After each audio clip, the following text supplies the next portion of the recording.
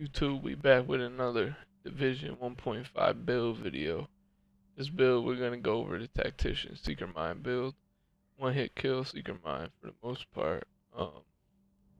Here's what I have, and I'll show you why I have it and what it's used for. I have this ACR, it's junk. It's the best thing I can have right now is because it has competent on it.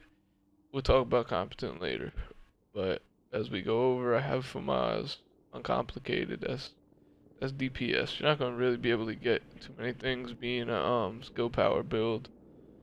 Complicated is gonna be one of those. Not uncomplicated is gonna be one of those things that is good, but not the greatest. You're gonna be aiming for competent more and things that are more skill power based. You can do that, and then for the Seeker Mine stuff, you want to get a Tactician's Vest. You don't need a Tactician's Vest, but it's good to have. You get a real good roll, 1200, across the board, and stack that with electronic mods, skill power, all skill power. This build you will be squishy, but you're gonna one shot people with Seeker Mine, and you're gonna consistently get your OD back.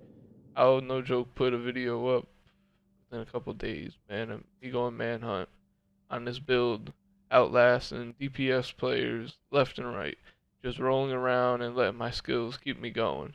At 281, I can easily withstand manhunts and not have an issue and keep my DPS players alive, but let me keep on going. So I have that. I have Firecrest, knee pads. The only reason I have the Firecrest knee pads, you technically can do 4 and 2 if you want. You can do 4-piece right here, Tactician. You don't need 4-piece, but you can. You can go 4-piece Tactician, 2-piece Firecrest. If you like throw the grenades, I truthfully don't even use the grenades half the time. But either way, you can do that. They roll the skill power. Your whole base around this build is skill power. The most skill power you can get, the better. The more that Seeker Mine's gonna hit for. I have the short bow knee pads just because I have a good roll in them. You don't need those either. That's not an essential. Not saying you need to have these. This is the best thing. These could be rolled better. These could have enemy armor damage on them. If I wanted, it's just the best thing I have right now. They're not bad. They're not great. They're just something. A piece. Then I have a specialized backpack, skill power, and electronics. Same thing. All skill power. We're aiming for skill power. We want a one shot. We want skill power. So you have that. More skill power. Tactician's gloves, not the best gloves, but you need a little bit of AR damage. Well, depending on what you plan on doing, my bet is to run an AR. You're not going to compete really on this build without a little bit of DPS, so you're going to want to run an AR. In case the Seeker Mine makes them one shot, you got to have somewhat, a little bit of DPS to back you up over there.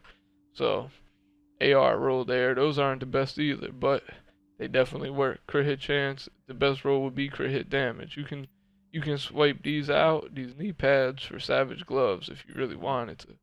You can go Savage Gloves here, and then Tactician knee pad for a swipe, and then you're going to have more DPS because of the Savage Gloves. That's another thing you can do.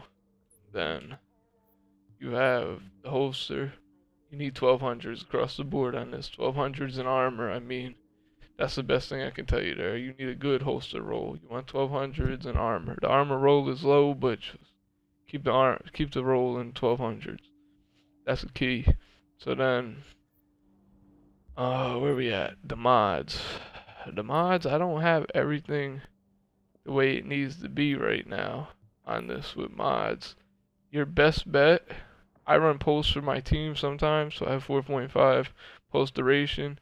If you need to mix it up, you can switch between pulse mods and Seeker Mine mods, but your best bet is to get those 4% Seeker Mine damage mods. If you're going all out, like, this thing already one-shots people at, look right now, I think it's at like 90 something K.